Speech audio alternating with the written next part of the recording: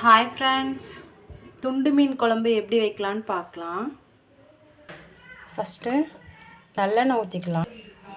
நல்லெண்ணெய் ஊற்றிட்டு வெந்தயம் போட்டுக்கலாம்.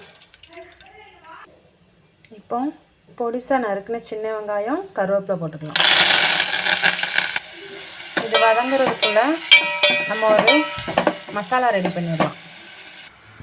மசாலாவுக்கு சின்ன வெங்காயம், கருவேப்பிலை, கொஞ்சமாக தேங்காய், மிளகு, கடுகு, சீரகம் இவ்வளோ நம்ம மிக்சியில் போட்டு அரைச்சி எடுத்துக்கலாம். இது கூட கட் பண்ண தக்காளி 2 சேர்த்துக்கலாம். அரைச்சாச்சு. இப்போ நம்ம குழம்பு மிளகாய் பொடி சேர்த்துக்கலாம். எவ்வளோ உங்களுக்கு குழம்புக்கு தேவையோ அவ்வளோ சேர்த்துக்கோங்க. நம்ம புளியும் நனைய போட்டிருக்கோம்ல, அந்த தண்ணி கொஞ்சம் ஊற்றி அரைச்சி வச்சுக்கோங்க. இந்த வெங்காயம் நல்லா வதங்கிருச்சு. இப்போ நம்ம அரைச்சி வச்ச மசாலாவை சேர்த்துக்கலாம்.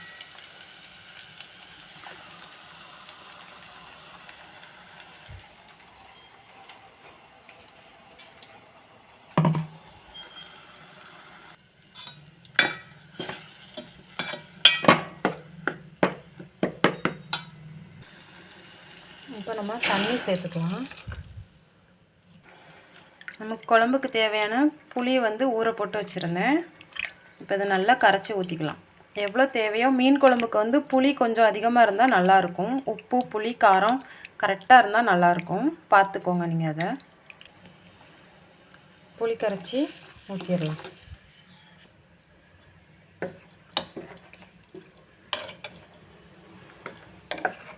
உங்களுக்கு கட்டியாக வேணும்னா தண்ணி கொஞ்சம் குறைச்சி வச்சுக்கோங்க. மஞ்சத்தூள் போட்டுக்கலாம். குழம்புக்கு தேவையான உப்பு போட்டுக்கலாம். கை வச்சே நீங்கள் உப்பு போட்டிங்கன்னா நல்லா குழம்பு டேஸ்ட்டாக இருக்கும்னு சொல்லுவாங்க.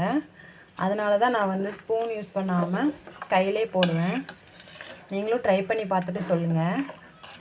இது கொதிச்சதுக்கப்புறமா நம்ம மீன் எடுத்து போட்டுடலாம். இப்போ குழம்பு கொதிச்சிருச்சு. இப்போ நம்ம மீன் எடுத்து போட்டுடலாம்.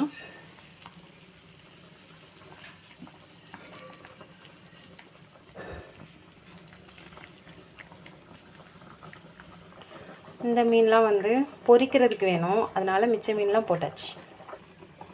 அடுப்பை கொஞ்சம் சிம்லேயே வச்சு நல்லா ஒரு மூடி போட்டுடலாம்.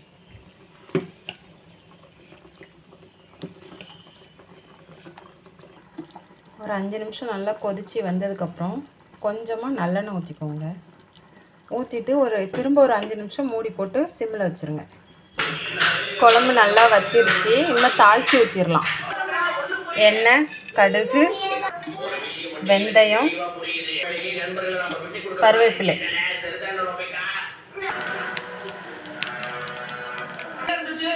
சுவையான துண்டு மீன் குழம்பு ரெடி.